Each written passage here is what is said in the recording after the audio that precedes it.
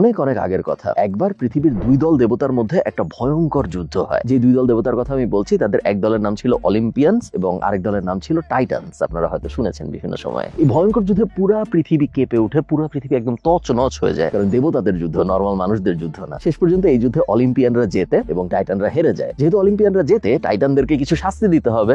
শাস্তি হিসেবে ঠিক করা হয় টাইটানদের যে রাজা, তাকে একটা পাহাড় মাথায় নিয়ে দাঁড়ায় থাকতে হবে। কতদিন পর্যন্ত দাঁড়ায় থাকতে হবে? আজকের থেকে শুরু করে একদম পৃথিবীর ইতিহাসের শেষ দিন পর্যন্ত পাহাড় মাথায় নিয়ে দাঁড়ায় থাকতে হবে। ওই রাজাটার নাম ছিল অ্যাটলাস। অ্যাটলাস মাউন্টেন পৃথিবীর সবচেয়ে ফেমাস পাহাড়গুলোর একটা, এবং এই পাহাড়ের পেছনের গল্পটাই এটা যে এই পাহাড়টা অ্যাটলাস নামে একটা দেবতা মাথায় নিয়ে দাঁড়িয়ে আছে, তাকে শাস্তি হিসেবে এই কাজ করতে দেওয়া হয়েছে এবং পৃথিবীর শেষ দিন পর্যন্ত সেই পাহাড় মাথায় নিয়ে দাঁড়িয়ে থাকবে। Welcome too Morocco. আমার মাথার এই পাশে সূর্য, আপনারা বুঝতেই পারছেন, এবং এই জায়গাটায় বেশ গরম। অ্যাটলাসের উপরে আমি দেখতে পাচ্ছি বরফ। আজকে আমরা মরক্কোতে ঘুরবো, কালকে আমরা মরক্কোতে ঘুরবো, আগামী কিছুদিন আমি আপনাদের মরক্কো ঘুরে দেখাবো। চলুন শুরু করা যাক। হ্যালো সবাইকে, গুড মর্নিং। পিছনে আপনারা ঘড়িতে দেখতে পাচ্ছেন 6টা বাজে। মরক্কো যাচ্ছি, একটু পরেই ফ্লাইট। আয়ারল্যান্ড থেকে প্রায় 4 ঘন্টার মতো ফ্লাইট এবং রিটার্ন ট্রিপে খরচ হবে 110 ইউরো। আমার গলা এখনো ভেঙে আসতেছে, কারণ আমি এখন আসলে ঠিক মতো উঠি নাই, যেহেতু মাত্র ভোরবেলা। আশা করছি আগামী 1-2 ঘন্টার মধ্যে আমি অনেক সতেজ হয়ে যাব। আমার প্ল্যান হলো আপনাদেরকে মরক্কো ঘুরে দেখানো। শুধু তাই না, মরক্কো ঘুরতে আমার যেরকম টাকা পয়সা খরচ হচ্ছে সবকিছুর একটা ব্রেকডাউন দেওয়া, এবং একই সাথে মরক্কোর ইতিহাস নিয়ে বেশ কিছু ইন্টারেস্টিং আলাপ আলোচনা করা। চলুন শুরু করা যাক। 4 দিনের জন্য ক্যাট সিটার আসবে এবং ক্যাট সিটার এসে মাকলু এবং বিকলুকে খাবার দিয়ে যাবে প্রত্যেকদিন, এবং কিছুক্ষণ খেলে টেলে যাবে। এটাই পরিকল্পনা। 4 দিনের জন্য ক্যাট সিটার বুক করতে খরচ হয়েছে 70 ইউরোর মতো, বাট আমরা হিসাবের মধ্যে রাখবো না।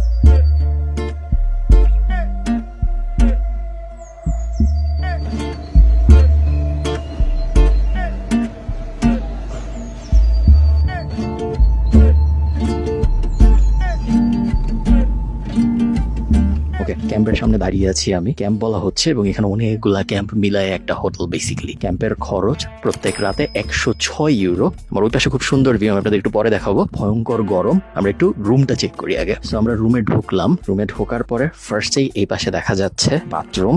যদি একটু ভিতরে যে বাথরুম দেখি, স্ট্যান্ডার্ড স্টাফ। মরুভূমির ভিতরে কিভাবে বানিয়েছে আমি ঠিক শিওর না, সম্ভবত ভালো। আমি এখন ইউজ করিনি, আমি বলতে পারবো না। এই পাশে আছে শাওয়ার। আমরা ভিতরে যদি একটু শাওয়ারটা দেখি, এগেইন স্ট্যান্ডার্ড স্টাফ। এইখানে বড় একটা বিছানা, ঠিক জানি না বিছানার খুব বেশি ভালোই মনে হচ্ছে দেখে, আমার তো দেখানোর কিছু নেই। এবং ওই পাশে একটা হিটার, কারণ লোকটা বললো রাত্রেবেলা নাকি অনেক ঠান্ডা হয়, যদিও এখন ভয়ঙ্কর গরম। এবং সাথে পানি, হিটার, চার্জার, হাবিজাবি, নর্মাল হোটেলে যা থাকে তাই।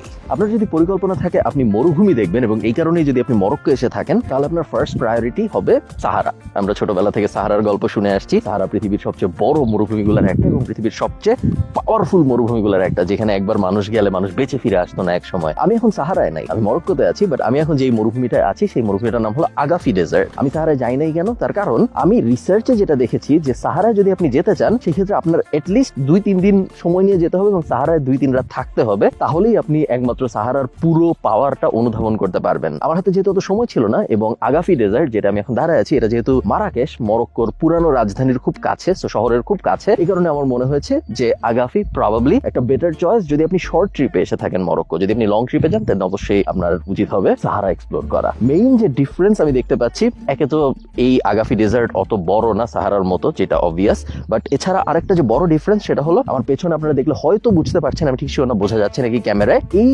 মরুভূমিটা বালি এবং পাথরের মিক্সচারের মরুভূমি। সাহারা যেরকম পুরোপুরি বালির মরুভূমি, সাহারা আপনি গড়াইতে পারবেন, কোনো সমস্যা হবে না, আপনি ব্যথা পাবেন না। এই মরুভূমিটা এরকম না। এখানে যদি আমি আপনাকে গড়াইতে বলি বা আপনি যদি খালি পায়ে হাঁটেন, এখানে আপনি পায়ের নিচে ব্যথা পাবেন, যেটা কখনোই সাহারায় হবে না, কারণ সাহারা পুরোটাই মিহি বালি দিয়ে বানানো। তো এবার সাহারায় যাওয়া হচ্ছে না, বাট পরের বার মরক্কো আসলে হয়তো সাহারায় যাওয়া হবে। সাহারার সেকেন্ড বেস্ট অল্টারনেটিভ অপশন হইল গিয়ে আগাফি ডেজার্ট। 5 বছর আগেও যদি কেউ আমাকে বলতো যে আমি মরক্কোর কোনো একটা মরুভূমির ভিতরে দাঁড়ায় একটা ভিডিও রেকর্ড করবো এবং ওটা অনেক মানুষ দেখবে, আমি তাকে পাগল ভাবতাম। এটা একটা প্রমাণ বা একটা ইন্ডিকেশন যে ইন্টারেস্টিং জিনিসপত্র খুব তাড়াতাড়ি হয় যদি আপনি অনেক বেশি কষ্ট করেন, অনেক বেশি কাজকর্ম করেন। এই ক্যাম্পের ভিতরে খুব বেশি জায়গায় আলো নাই, ইচ্ছা করে আলো একদম অন্ধকার করে রাখা। আমি যদি একটু ঘুরায় দেখে আপনারা দেখতে পারবেন আমি যেখানে আলোটার জন্য দাঁড়িয়েছি ভিডিওটা রেকর্ড করার করার জন্য। ওটা ছাড়া আশপাশে আসলে তেমন আলো একটা নাই, না থাকাটা লজিক্যাল, কারণ আমরা আকাশ দেখতে চাই। যদিও আমি আয়ারল্যান্ড থাকি, যেটা পলিউশন ফ্রি একটা দেশ, তারপরেও আকাশের দিকে তাকালে আমি এত পরিমাণ তারা দেখি না যত পরিমাণ তারা আমি এখন মরুভূমির ভিতরে দাঁড়ায় দেখতে পাচ্ছি। আমি খুবই ক্লিয়ারলি জুপিটার দেখতে পাচ্ছি, চাঁদ তো দেখতে পাচ্ছি অবভিয়াসলি, এবং আরো অনেক অগণিত তারা দেখতে পাচ্ছি যেগুলোর নাম দাম আমি জানি না। আমি তারা দেখে বাকি রাত কাটাবো। এবং এইটা আমাকে যদি জিজ্ঞেস করেন মরুভূমিতে কেন আসা উচিত, কারো অ্যাটলিস্ট এক রাত কেন থাকা উচিত মরুভূমিতে, সবচেয়ে মেজর কারণ এটাই হবে যে রাতের বেলা আকাশ দেখতে পারা এবং একদম পরিষ্কার আকাশ দেখতে পারা, যেটা অন্য কোনো জায়গা থেকে খুব রেয়ারলি হয়তো দেখতে পারা যায়। মরুভূমি থেকে সবাইকে টাটা। সবার সাথে আমার দেখা হবে মারাকেশে কালকে সকালবেলা। আমি এখান থেকে চেক আউট করে মারাকেশের উদ্দেশ্যে রওনা দিব। মরুভূমি থেকে একদম সরাসরি চলে আসছি মারাকেশের একদম ভিতরে, এত ভিতরে যেখানে সাধারণত অত টুরিস্ট আসে না। এবং এইটা হবে আমাদের হোটেল আগামী 2 দিনের জন্য 109 ইউরো। বেশ সুন্দর এবং বেশ সুন্দর অ্যাটমসফিয়ার দেখা যাচ্ছে এবং খুবই হোমলি। হাজবেন্ড ওয়াইফ চালায় 2 জন মিলে। ওয়াইফের সাথে কথাও হইলো, হাজবেন্ড বাসায় নাই। রুম এইটা আমার, বাট উপরেও 2-3টা রুম আছে। তেমন আহামরি বড় হোটেলের রুম না, সম্ভবত টোটাল ক্যাপাসিটি 3 রুমের, এবং এদিকে ড্রয়িং রুম। তো বেসিক্যালি একটা হোমকে রিনোভেট করে, বা ওদের ভাষায় রিয়াদকে রেনোভেট করে ওরা এরকম একটা হোটেল বা ছোট একটা বিএনবি বানিয়েছে। মাত্র আমি ছিলাম ওইখানে এবং এখন আমি চলে আসছি দোতলায় এবং এদিক দিয়ে নিচে নামবো। নিচতলায় হলো গিয়ে রুম। মরক্কোর 4টা বড় শহরের একটার নাম হলো মারাকেশ। এখন আর মারাকেশ রাজধানী নাই, এখন রাজধানীর নাম রাবাত, বাট একসময় মারাকেশই ছিল মরক্কোর রাজধানী। এই শহরের ইতিহাস বেশ পুরানো, আপনারা বুঝতেই পারতেছেন। 1062 সালে এস্টাবলিশড হওয়ার পরে প্রায় 800 বছর বিভিন্ন ইসলামিক রেজিম এই শহরকে শাসন করেছে, এবং এই কারণে এই শহর বিভিন্ন বৈচিত্র্যময় কালচার পেয়েছে, যেটা অন্যান্য অনেক শহর পায় নাই। 1912 সালে ফ্রান্স এবং স্পেন মিলে মরক্কো দখল করে, এবং এই কারণে মরক্কোর অধিকাংশ মানুষ ফ্রেঞ্চ ভাষাও জানে অ্যাজ ওয়েল অ্যাজ আরবি। বাহিয়া প্যালেসের প্রথম ইন্টারেস্টিং ব্যাপার, চারিদিকে খালি কমলা গাছ। এই পাশে, ওই পাশে, সব দিকে, পিছনেও অনেকখানি জুড়ে খালি কমলা গাছ এবং কমলা গাছ। বাহিয়া কথাটার মানে হলো বিউটিফুল, এবং বাহিয়া প্যালেস আসলেও বিউটিফুল, বাট সমস্যা হইলো যে পরিমাণ মানুষ আমি দেখছি বাহিয়া প্যালেসে, 70 দিরহাম, 7 ইউরোর আশপাশে লাগে বাহিয়া প্যালেসের ভিতরে ঢুকতে। এই এত মানুষের মধ্যে আপনি এখানে এসে এটা এনজয় করতে পারবেন এই সম্ভাবনা খুবই ক্ষীণ। ওকে, বাহিয়া প্যালেস বিষয়ক একটা ইন্টারেস্টিং ফ্যাক্ট, সম্রাট মুসাইটা বানানোর পরে ওনার ছেলেকে দিয়ে দেয়, এবং ওনার ছেলে তারপর মারা যাওয়ার পরে পাশা নামে এক ভয়ঙ্কর যোদ্ধা ছিল, বেদুইন যোদ্ধা সম্ভবত, উনি এটা দখল করে ফেলে, এবং উনি এটা দখল করে এইখানে গেস্টদের হোস্ট করতো। তো উনি বিভিন্ন দেশ থেকে যখন মানুষজন আসতো তখন উনি উনার এই প্যালেসে সবাইকে দাওয়াত দিত। এভাবে উনি ফ্রেঞ্চ কিছু মানুষকে দাওয়াত দেয়, এবং ফ্রেঞ্চদের এটা এতই পছন্দ হয় উনারা পাশাকে সরায় এটা দখল করে ফেলে, এবং তারপর ফ্রেঞ্চদের কাছে এটা অনেকদিন থাকে। ইভেনচুয়ালি যখন মরক্কো স্বাধীন হয় তারও কিছুদিন পরে এইটা ওদের কালচারাল মিনিস্ট্রিকে দিয়ে দেওয়া হয়। আমাকে যদি আপনি অনেস্টলি জিজ্ঞেস করেন, এত মানুষ এবং এরকম ওয়েদারের মধ্যে আমার মনে হয় না বাহিয়া প্যালেস অত ওয়ার্থ ইট, কারণ এমনও অনেক কিছু দেখার আছে, এটা আমি বলবো না, একটু কন্ট্রোভার্সিয়াল মনে হতে পারে যেহেতু অনেক হিস্টোরিক্যাল একটা প্লেস, বাট আমার মনে হয় না এটা দেখার মতো ওয়ার্থ ইট বা অনেক সুন্দর কিছু। আমি অবশ্যই জানি না যে আজকেই অনেক ভিড় নাকি সবসময় এরকম থাকে, বাট এরকম যদি হয় তাহলে ডেফিনেটলি ওয়ার্থ ইট না ভিজিট করা। যদিও ভয়ঙ্কর গরম, বাট বেশ সুন্দর একটা পরিবেশ আমি বলবো, কারণ পাখি ডাকছে, আমি জানি না ক্যামেরায় অডিওতে আসতেছে নাকি। আমার পিছনে আপনারা দেখতে পাচ্ছেন বিখ্যাত কুতুবিয়া মসজিদ। মরক্কোর 5টা ইম্পর্টেন্ট মসজিদের একটা হলো এই কুতুবিয়া মসজিদ, প্রথম 1700-র আশপাশে বানানো হয়েছে। একটা ইন্টারেস্টিং ফ্যাক্ট এই মিনারটা নিয়ে, এই মিনারটার ভিতরে একসময় সিঁড়ি ছিল না, এবং মুয়াজ্জিনদের দিনে 5 বার একটা স্লোপের মতো করা ছিল, সেই স্লোপের ভিতর দিয়ে ঘোড়া চালায় উপরে যেতে হইতো, উপরে যে আজান দিতেন এবং তারপর ওনাদের নেমে আসতে হইতো। উপরে কি একটা গোল্ডেন বলের মতো জিনিস দেখা যাচ্ছে। সুলতান ইয়াকুবের ওয়াইফ একবার দিনের মধ্যে ভুলে রোজা ভেঙে ফেলে, এবং রোজা ভেঙে ফেলার শাস্তি হিসেবে ওনাকে বলা হয় ওনার যত গয়নাগাটি আছে, যত গোল্ড আছে সব গলায় ফেলতে হবে, এবং তারপরে সব গলায় ফেলা হয়। সব গলানোর পর একটা বলের মতো হয়, এবং আপনারা এই মিনারের উপরে যে বলগুলা দেখতে পাচ্ছেন, সোনার গোল জিনিসগুলা, ওগুলার একটা কথিত আছে যে উনার গয়নাগাটি গলায় বানানো। এগুলো সবই কিন্তু লোকগাথা, এর মধ্যে কতটুকু সত্য এবং কতটুকু জাস্ট লোকগাথা হিসেবে ছড়িয়ে গেছে, যেহেতু প্রপার ডকুমেন্টেশন হয় নাই, জানা কঠিন। আর একটা গুরুত্বপূর্ণ ব্যাপার, আপনারা বুঝতেই পারতেছেন, এটা একটা টি শেপের মসজিদ, একটা মিনার এবং এদিক দিয়ে ফ্ল্যাট। এই টি শেপের মসজিদটা প্রথমবার যখন বানানো হয় তখন অ্যালাইনমেন্টে ভুল ছিল মক্কার সাথে, এবং অ্যালাইনমেন্টে ভুল থাকার কারণে সবার বাঁকা হয়ে নামাজ পড়তে হইতো, একদম দেয়ালের দিকে মুখ করে নামাজ পড়তে পারতো না, এবং এটা ফিগার আউট করা হয় প্রায় মসজিদের অর্ধেক বানায় ফেলার পরে। এখন কি করা হবে, ওই সময়ের যে রাজা ছিলেন সে বলেন যে না, আমরা পুরো মসজিদ ভেঙে ফেলবো এবং আমরা পুরাটাই আবার নতুন করে বানাবো, এবং তাই করা। এই মসজিদ টোটাল 3 বার বানানো হয়েছে। র্যান্ডম রাস্তা এবং র্যান্ডম রাস্তার উপরে আরো কমলা গাছ। পৃথিবীর সবচেয়ে বড় এবং সবচেয়ে সিগনিফিকেন্ট মাদ্রাসাগুলোর একটা হলো এই বেন ইউসুফ মাদ্রাসা। অসাধারণ সুন্দর দেখতে এবং হাইলি রেকমেন্ডেড। যদি আপনি মরক্কো আসেন তাহলে অবশ্যই বেন ইউসুফ মাদ্রাসায় আসতে। এই মুহূর্তে এখন এটা মাদ্রাসা হিসেবে অ্যাক্টিভেটেড নাই, এটা এখন হয়ে গেছে একটা কালচারাল হাব যেখানে অনেক টুরিস্টরা আসে এবং ইসলামিক ঐতিহ্য স্পেশালি মাদ্রাসার ঐতিহ্যের ব্যাপারটা এনজয় করে। যখন এই জিনিস অ্যাক্টিভেট ছিল তখন এইখানে লাখ লাখ লাখ লাখ স্টুডেন্ট মাদ্রাসার শিক্ষা নিয়েছে এবং লাখ লাখ ভালো মুসলিম তৈরি করেছে এই মাদ্রাসাটা, যে কারণে এই বেন ইউসুফ মাদ্রাসাটাকে অনেক সম্মানের সাথে অনেক মর্যাদার সাথে দেখা হয়। ফানি স্টোরি, বেন ইউসুফ মাদ্রাসা কিন্তু বেন ইউসুফ যে নাম উনি বানায় নাই, উনি ছিল মরক্কোর প্রতিষ্ঠাতাদের একজন এবং উনাকে ট্রিবিউট দেওয়ার জন্যই মূলত বেন ইউসুফ মাদ্রাসার নাম বেন ইউসুফ মাদ্রাসা রাখা হয়েছে। 130টা রুম ছিল এবং 130টা রুমে টোটাল 900 স্টুডেন্ট থাকতে পারতো এক সময়। 500 বছরেরও বেশি সময় ধরে এই মাদ্রাসা অ্যাক্টিভেটেড ছিল। তো লাখ লাখ মানুষকে, আপনারা বুঝতেই পারছেন কত মানুষকে এখানে মাদ্রাসার শিক্ষা দেওয়া হয়েছে এবং পুরো আফ্রিকার, মাদ্রাসা তো আসলে একটা স্কুলই, তো পুরো আফ্রিকার একটা প্রপার এডুকেশনাল হাব ছিল এই বেন ইউসুফ মাদ্রাসা। এটা হলো example of a student room. এরকম স্টুডেন্ট রুম ছিল 900টা এই মাদ্রাসার ভিতরে। এবং আমরা যদি একটু আসার চেষ্টা করি, এইখানে দেখা যাচ্ছে ভিতরের এই জায়গাটার এক্স্যাক্ট কি কাজের জন্য ব্যবহার হতো আমি ঠিক শিওর না, বাট আমার ধারণা ব্যবহার হতো নামাজের জন্য। এবং এখানে এই বড় জায়গাটা আছে, এদিকেও আমরা রুম দেখতে পাচ্ছি স্টুডেন্টদের। একটা এরকম জায়গায় 3 জন স্টুডেন্ট থাকতো 3টা ছোট রুমের ভিতরে, মাঝখানে একটা হলওয়ে।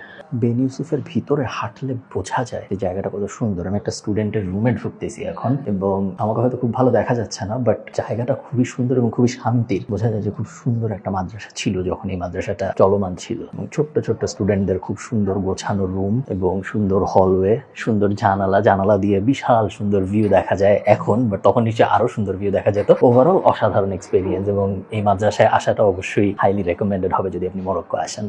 আমি গুগলে পড়ে আসছিলাম, খুব সুন্দর একটা লাইন আছে এই মাদ্রাসায় ঢোকার সময়, যে এই মাদ্রাসায় ঢুকে কেউ যদি কিছু চায় তাহলে সে যা চায় তার থেকেও তার সাথে অনেক ভালো কিছু হয়। ওই লাইনটা আমি খুঁজে পাচ্ছি না কোথায় লেখা, নাহলে আমি আপনাদের দেখাতাম। এই দিনের ট্রিপে আমি ফার্স্টেই যে জায়গায় গিয়েছিলাম সেটার নাম হলো অ্যাটলাস স্টুডিও। মরক্কোর থেকে একটু বাইরে, বাট খুব বেশি দূরে না, বেশিক্ষণ লাগে না যাওয়ার জন্য। এই অ্যাটলাস স্টুডিও দেখে আমার বেশ অদ্ভুত একটা সেলফ রিয়েলাইজেশন টাইপ অভিজ্ঞতা হয়েছে। আমরা সবাই জানি যে সিনেমা টিনেমা আসলে ফেক, বাট সিনেমা যে এত ফেক এটা আসলে আমি রিয়েলাইজ করি নাই এই অ্যাটলাস স্টুডিওতে যাওয়ার আগে। সিনেমা তো ফেক, এটা আমরা সবাই জানি, বাট সিনেমা দেখতে থাকলে না অনেক সময় আমরা রিয়েলাইজ করি না যে লোকেশনের ভিতরে যে সিনেমাটা রেকর্ড করা হচ্ছে লোকেশনটাও ফেক। অ্যাটলাস স্টুডিওর ভিতরে যে আমি দেখছি যে বিশাল বিশাল, আমি গত বছর ইজিপ্টে যে আসল জিনিসগুলো দেখেছি, যে হাবু টেম্পল কথার কথা বা কার্নাক টেম্পল কথার কথা, ওগুলার ফেক রেপ্লিকা ভার্সন বানায় রাখা, যেটা টাচ করে না ধরলে বা বাড়ি দিয়ে না দেখলে বোঝার উপায় নেই যেটা আসলে ফাঁপা। তো ওই অ্যাটলাস স্টুডিওর ভিতরে সবকিছুর ফেক জিনিস বানায় রাখা। আফ্রিকার সবচেয়ে বড় studio Atlas studio, movie studio, এবং ওয়ার্ল্ডের সম্ভবত 3rd লার্জেস্ট স্টুডিও অ্যাটলাস। বিশাল জায়গা জুড়ে একটা স্টুডিও, যে স্টুডিওর মধ্যে জেমস বন্ডের প্রথম সিনেমায় যে ফারারি ছিল যেটা উড়ায় ফেলা হয়, ওটার যে রেপ্লিকা ওইটা বানায় রাখা।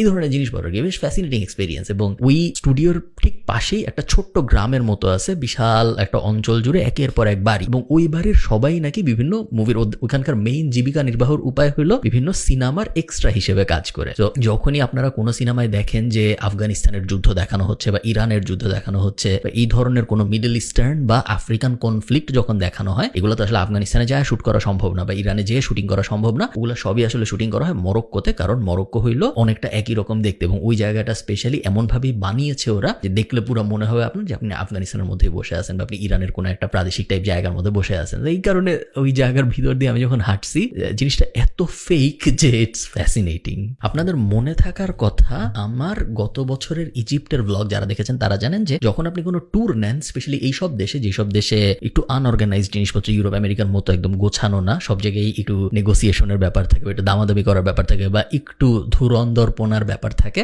মরক্কোর ক্ষেত্রে ব্যাপারটা একদমই সেম। ইজিপ্টে যেরকম আমাদেরকে কয়েক জায়গায় নিয়ে যাওয়া হয়েছিল উইথ আ হোপ যে আমরা কিছু একটা কিনবো, মরক্কোতে এটা একবার করা হয়েছে। এই ট্যুরের ভিতরেই আমাদেরকে এক জায়গায় নিয়ে যাওয়া হয় যেখানে আর্গন অয়েল কিভাবে বানানো হয় এটা দেখাচ্ছে। কিভাবে বানানো হয় আর্গন অয়েল আমি জানি না, আপনারা চেনেন নাকি? আপনারা ওই মিমটা হয়তো দেখছেন যে গাছের উপরে একটা ছাগল বসে আছে, ছাগল কিছু একটা খাচ্ছে। মিমটা এখানে দেখানোর চেষ্টা করব। ছাগল যখন গাছের উপরে উঠে, গাছের উপরে ছাগল সাধারণত উঠে আর্গন ফলটা খাওয়ার জন্য, এবং আর্গন অয়েল থেকে শুরু করে আর্গনের কসমেটিক্স, এগুলো বেশ ফেমাস জিনিস। এবং আর্গন অয়েল উৎপাদনের মেইন জায়গা জায়গাগুলোর একটা হলো মরক্কো। So আমাদের এই জায়গায় নিয়ে যাওয়া হয় যেখানে অর্গানয়েল কিভাবে প্রোডাকশন করা হয়, কিভাবে প্রডিউস করা হয়, ওগুলো নিয়ে বিশাল জ্ঞান দেওয়া হয় এবং তারপরে প্যাসিভলি, নট লাইক ডিরেক্টলি বলতেছে যে আপনাদের এটা কিনতে হবে, বাট এত খাওয়াইছে, এত চাটা দিছে যে ইউ ফিল ব্যাড যদি আপনি কিছু না কিনেন। ওরকম একটা অ্যাটমসফিয়ারের ভিতরে আপনাকে ঠেলে দেওয়া হয় যেন আপনি কিছু কিনেই বের হন, যেটা ট্যুরে বলা হয় না কিন্তু কখনো। যখন আপনি ট্যুর অর্ডার দিবেন, আপনি ট্রিপ অ্যাডভাইজার থেকে নেন বা Booking.com থেকে নেন, যেখান থেকে আপনি ট্যুর অর্ডার দিবেন, কোনো বলা হয় না, আইটিনারির মধ্যে এই ব্যাপারটা থাকে না, এগুলো সাইড দিয়ে ঢুকানো হয়, কারণ এইখানের সেলস থেকে ওই ট্যুরের যারা অর্গানাইজার তারা আসলে কমিশন পায়। সো বেশ কুল একটা সাইড কোয়েস্ট।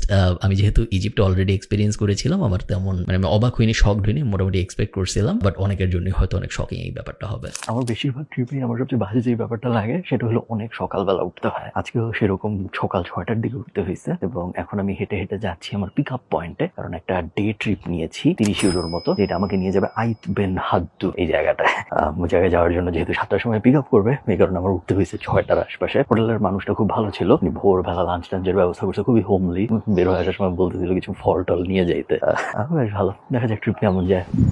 মরক্কোর প্রাচীন আর্কিটেকচারের একটা প্রাইম এক্সাম্পল হইলো এই আইত বেন হাদ্দু। কোটি কোটি সিঁড়ি বেয়ে উঠতে হয়, আমি মোটামুটি শেষ। মরক্কো এবং সুদানের মাঝামাঝি অবস্থান করায়, যদিও এটা ছোট্ট একটা গ্রাম অ্যাটলাস মাউন্টেনের উল্টা পাশে, তেমন কোনো আহামরি বৈশিষ্ট্য না থাকার পরেও এই গ্রামটা খুব স্পেশাল হয়ে গিয়েছিল, just simply because of the location. এবং এখন এই গ্রামটা মূলত ইউজ হয় মুভি সেট হিসেবে, বিভিন্ন মুভির শুটিং করা হয় এখানে। এই গ্রামে খুব বেশি মানুষ থাকে এরকম না, বাট যারা থাকে তারা সবাই ওই মুভিগুলো এক্সট্রা হিসেবে কাজ করে। যখন সিনেমা হয় না তখন এরা বিভিন্ন ধরনের আর্ট এবং ক্রাফট এই টাইপ জিনিসপত্র বিক্রির চেষ্টা এবং ট্যুরিজম এই গ্রামের মেইন ব্যবসা। মেডিটেরেনিয়ান দুনিয়ার সাথে আফ্রিকার কানেকশনের জন্য এই গ্রামটা খুব ইম্পর্টেন্ট। আপনাদের যদি মনে হয় আশপাশে একটু চেনা চেনা লাগতেছে, তার কারণ হলো রিসেন্টলি মানে গত দশকে এখানে গেম অফ থ্রোনস এর শুটিং হয়েছে এবং খালিসির গ্রাম হওয়ার কারণে এই জায়গাটা অনেক ফেমাস হয়ে গেছে হঠাৎ করে। আরেকটা ইন্টারেস্টিং ব্যাপার, এই শহরে কিন্তু ইলেকট্রিসিটি নাই এবং এটা একটা বড় কারণ যে কারণে এই শহর ছেড়ে অনেক মানুষ 1100 সাল থেকে থাকতো এরকম মানুষজন শহর ছেড়ে চলে গিয়েছে, কারণ ইলেকট্রিসিটি কখনো আসে নাই। সোলার প্যানেল ইউজ হচ্ছে এখন, যারা আছে তারা ইউজ করছে। পানিরও অনেক সমস্যা এবং অনেকদিন পর্যন্ত পানিও পাওয়া যাইতো না, যেটা এখন পাওয়া যায়।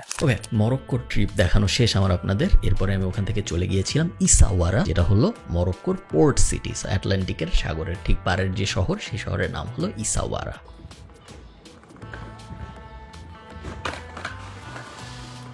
ইসাওয়ারার রুম রিভিউতে ওয়েলকাম। এটা আরেকটা রিয়াদ এবং গ্রাউন্ড ফ্লোরে এখন 3 পর্দা সরলে বোঝা যাবে, সেটা হলো ঢোকার জায়গা। তারপরে এইদিকে একটা লিভিং রুম এবং একটা টিভি আছে, সাথে এখানে বিশাল একটা বিছানা। এখন দিনের বেলা এবং এইদিকে বাথরুমটা রিয়াদের ভিতরে বাথরুম যেরকম হয়, মাটির শাওয়ার এরিয়া। 56 ইউরো এক রাতের জন্য। রিয়াদের সাথে একটা সুন্দর পুলও আছে, বেশ বড়। আমাকে কি দেখতে একটু অন্যরকম লাগতেছে? বাংলাদেশ, আয়ারল্যান্ড, ইজিপ্টের পরে আমি মরক্কো থেকে চুল কাটলাম। মাত্র 70 দিরহাম লাগছে, 7 ইউরোর আশপাশে লাগছে চুল কাটতে, যেটা আয়ারল্যান্ডে 20 লাগতো। সো অনেক টাকা বাঁচলো আমার। চুল কাটাও বেশ ভালো হয়েছে। এখানকার মদিনায় চুল কাটলাম আমি মাত্র। ইসাওয়ারাকে বলা হয় the most Windy city in Africa. আমার এই পাশে আপনারা সাগর দেখতে পাচ্ছেন। রিয়াদ থেকে প্রায় 1 থেকে 2 মিনিটের মতো হাঁটলেই সাগরে চলে আসা যায়। মোস্ট উইন্ডি সিটি বলা হচ্ছে, বাট আমি তেমন কোনো বাতাস দেখতেছি না। হতে পারে আজকে বাতাস কম, রোদও নাই খুব একটা, সো ওটা একটা কারণ হতে পারে। আরেকটা হলো আমি যেহেতু আয়ারল্যান্ডে থাকি, এখানে সবসময় ভয়ঙ্কর বাতাস। সেই বাতাসের কাছে আফ্রিকার মোস্ট উইন্ডি সিটি তেমন কোনো বাতাস মনে হয় না। মনে করেন কারণ বাজারে সারাক্ষণ কিছু বিদেশি হাঁটতেছে এবং গরুর মাংসের ছবি তুলতেছে, মুরগির মাংসের ছবি তুলতেছে, মাছ টাছের ছবি তুলতেছে, এক্সাক্ট সেম সিনারিও, বাট শুধু মাছ এবং হচ্ছে হলো এই পিছনের পোর্টটায়। তো এখানে জাহাজ ভিড়তেছে, কোটি কোটি সিগাল, কোটি কোটি বিড়াল এবং একই সাথে অনেক টুরিস্ট এই মাছের পুরো ব্যাপারটার ছবি তুলতেছে, ভিডিও করতেছে। ইসাওয়ারা যেহেতু একটা পোর্ট সিটি ছিল, তো ইসাওয়ারাকে সবাই বিভিন্ন জায়গা থেকে অ্যাটাক করতো ওই সময়, এবং যেহেতু সবাই অনেক অ্যাটাক করতো, ওদের অনেক প্রোটেকশন দরকার হইতো, এবং সেই প্রোটেকশনের জন্য আপনারা দেখতে পাচ্ছেন সাগর ওই পাশে এবং সাগরের এই পাশে শয়ে কামান রাখা। এই কামানগুলা দিয়ে ওই সময় যাদের স্ট্রং নৌবাহিনী ছিল, পারস্যের স্ট্রং নৌবাহিনী ছিল, স্পেনের স্ট্রং নৌবাহিনী ছিল, ফ্রান্সের স্ট্রং নৌবাহিনী ছিল, সব নৌবাহিনীর অ্যাটাককে প্রতিহত করার চেষ্টা করা হইতো। প্রতিহত সবসময় যে খুব বেশি কাজে লাগছে এরকম না, বিভিন্ন সময় বিভিন্ন মানুষ এখানে এসে এখান দিয়ে এন্ট্রি নিয়ে মরক্কোর ভিতরে চলে যেয়ে সবকিছু দখল করে ফেলছে। আরেকটা ইন্টারেস্টিং ব্যাপার এই জায়গার, সেটা হলো পারস্যতে এক সময় অনেক বেশি পার্পল কালার ইউজ করা হইতো এবং এই পার্পল কালার প্রোডাকশনের জন্য ওদের একটা ডেডিকেটেড জায়গা দরকার ছিল যেখানে পুরো পার্পল কালারের প্রোডাকশন হবে। সেই জায়গা ছিল ইসাওয়ারা। ইসাওয়ারা এক সময় পৃথিবীতে একমাত্র জায়গা ছিল যেখানে পার্পল কালার প্রোডাকশন করা হইতো। এই এই ছিল মরক্কো ট্যুর। বেশ ইন্টারেস্টিং একটা ট্যুর ছিল এবং আমি টু বি অনেস্ট যত জায়গায় গিয়েছি ঘুরতে, হইতে পারে আমার জ্ঞানের স্বল্পতার জন্য, হতে পারে আমি আসলে ট্রুলি এক্সপিরিয়েন্স করতে পারি নাই এই জন্য, বাট আমি যত জায়গায় গিয়েছি এখন পর্যন্ত আমার জীবনে, মরক্কো আমার কাছে সব জায়গার মধ্যে একটু আন্ডারওয়েলমিং লাগছে এবং আমি আসলে বুঝে উঠতে পারি নাই যে কেন এত ট্যুরিস্ট মরক্কোতে আসতেছে। হয়তো যদি আমি সাহারায় যেতে পারতাম তাহলে আমার এক্সপিরিয়েন্স অন্যরকম হইতো, বাট আমি যতটুকু দেখছি ওইটার ভিত্তিতে আমি আসলে বলতেছি। আমি মারাকেশ দেখেছি, আমি আগাফি ডেজার্ট দেখেছি, আমি ইসাওয়ারা দেখেছি। এই সব কিছু দেখে আমার যেটা মনে হয়েছে যে যদি আপনি আমার মতো কেউ হন যার অনেক বেশি ইতিহাসে আগ্রহ এবং যে ওয়েদার অত কেয়ার করে না, কারণ আমার যেটা মনে হয়েছে মরক্কোতে তারাই যাচ্ছে ইউরোপ থেকে অনেক বেশি যারা একটা গরম ওয়েদার চাচ্ছে, যেহেতু ইউরোপের বেশিরভাগ জায়গায় আসলে ওয়েদার অত ভালো না। মরক্কো ইউরোপের খুব কাছে কিন্তু পড়েছে আবার আফ্রিকার মধ্যে, আপনারা যদি ম্যাপে দেখেন আপনারা দেখতে পারবেন। এই কারণে আমার ধারণা বেশিরভাগ পোর্শন অফ টুরিস্ট মরক্কোতে এই জন্যই যায়, ওয়েদার ভালো, অনেক সস্তা, একটা কোনো কিছু চিন্তা ভাবনা না করে কোনো এক জায়গায় যেয়ে বসে বা শুয়ে থাকা যাবে 7 দিন, একটা ব্রেইন রিস্টার্ট হবে। ওই মেন্টালিটি থেকে বেশি টুরিস্ট যায় বলে আমার মনে হয়, কারণ অনেক কিছু দেখার আছে এরকম, এটা আমার মনে হয় না। এখন হইতে পারে আমি রং, আমি হয়তো খুব ভালো মতো এক্সপিরিয়েন্স করতে পারিনি। এই জন্য আপনাদের যাদের অন্যরকম এক্সপিরিয়েন্স আমাকে অবশ্যই কমেন্টে জানাবেন। আমি জানি না ভিডিওটা কেমন লাগলো, যদি ভালো লেগে থাকে এবং আপনারা যদি চান আমি আরো ট্রাভেল ব্লগ টাইপ জিনিসপত্র করি, এগেন আমাকে কমেন্টে জানাবেন। যদি দেশের নামও বলে দেন আমি চেষ্টা করবো ওই দেশে যাওয়ার। ভালো থাকেন, সবার সাথে আমার দেখা হবে পরের কোনো একটা ভিডিওতে। টাটা।